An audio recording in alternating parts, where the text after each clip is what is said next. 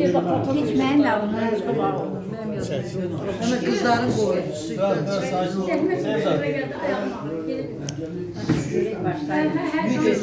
Qulaq asın qızlar.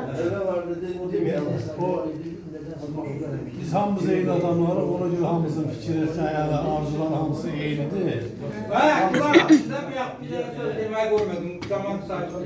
Ravil. Hamısı da deyilirdi, mən də bir daha aramızda olmayanlar, dünyasını dəyişənlərin hamısına Allah rəhmət eləsin deyirəm, onlar şad olsun.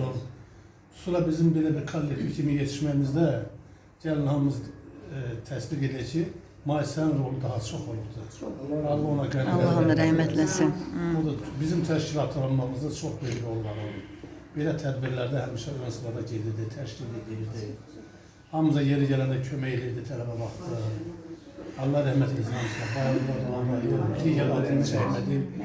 Dünyasını dəyişən məkanı, hamısının cənnət olsun hamısına.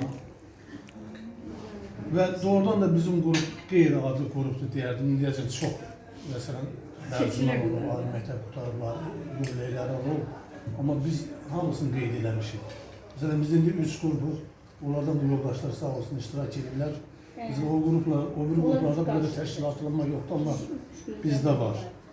Onun üçün də yenə də bizi Çingizdə demişkən, o sinif qomlarımızın da, starostalarımızın da əməyi böyük olub ki, o vaxtlar. O vaxtda təvəkkül edirlər. Səfərlərimiz, gəzintilərimiz, qonaqlarımız çox olurdu. Hamısında onlar təşkil edirdi. Bu gün də o davam edir, çox şükür.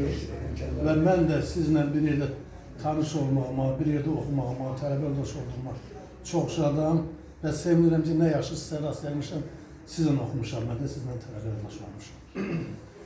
Qaldı ki, övladlar bərabər, mənim də 3 qızım var, bir oğlum var, ikisi Allah saxlasın. Biri rayonda yaşayır, oğlum da məndə yaşayır. Hamısı ailəlidir, uşaqlar, 10 nəvəm var. Maşallah. İkisi ali məktəbdə, biri bu il qutardı, biri oxuyur ali məktəbdə, digəri hazırlaşır. O birlər də hələ orta məktəbdə təhsil alırlar.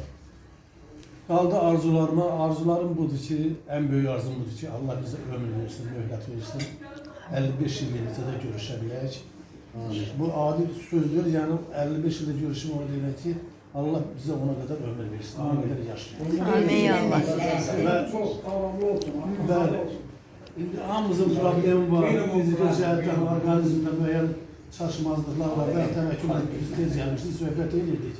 Da bundan sonra, 70'den sonra yaxşı olmaq yoxdur da, babat olmaq olar. Rəhmətli Rasim Balayev de deyildi o.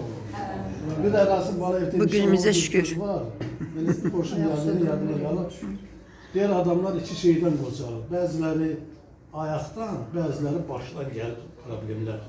Bu bizimki ayaqdan gəlsin. Başdan gəlsin. Başımız yerində olsun ki, elə həmişə belə görüşək, mehman olsun.